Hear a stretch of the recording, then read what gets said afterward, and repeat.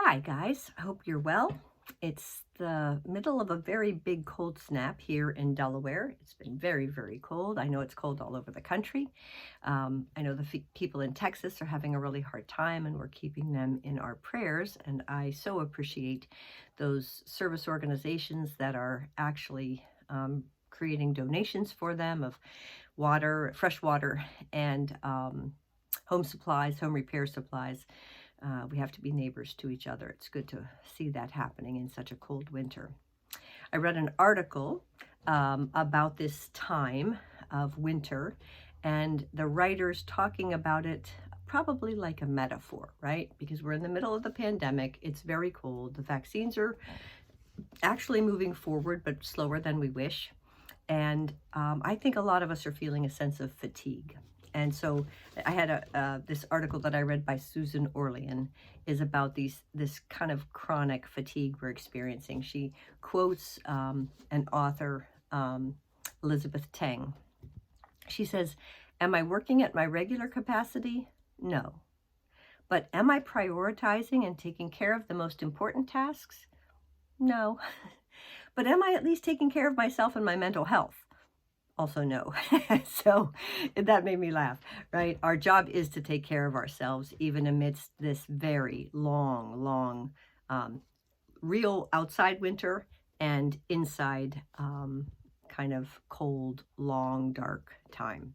So the writer Catherine May wrote a book about wintering, and in it she talks about how winter is on the outside, a real experience of cold and dark and longer nights and shorter days, but also an inside experience. And it might be a time, she says, when those inevitable times in life when things don't come as smoothly. We all wish that we'd have a kind of an ongoing summer, but that's not how life comes.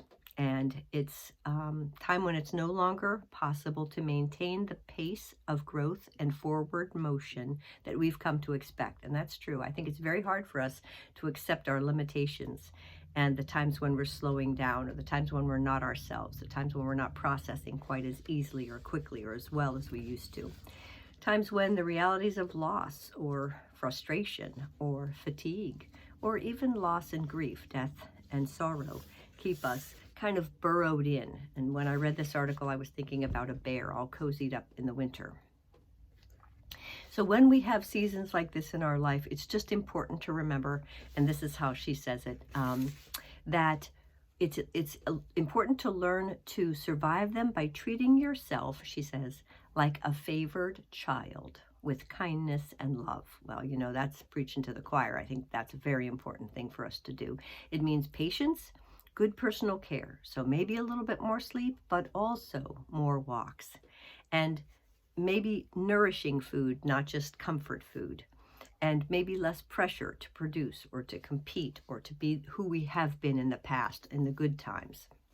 It also means acknowledging that this is really, really hard. This pandemic is going on way longer than we wished for, and we're all having troubles continuing to be hopeful when the vaccines are rolling out, but much slower than we wish. And we're not quite, having the mild winter we had hoped for. We're having a wild and fierce wintry winter. So those, lots of people who don't have work and those people who do have jobs feel like they're working endlessly to try and make things go. So part of it is about being resilient, but also part of it is about being patient and to ask for help when we need it, which is very important, and to, what does she say? Oh yeah, process things patiently as you're kind of moving forward. Be patient with yourself as you process these changes, which I appreciated as well, because even these times of isolation, we've got to process that because it changes everything up for us.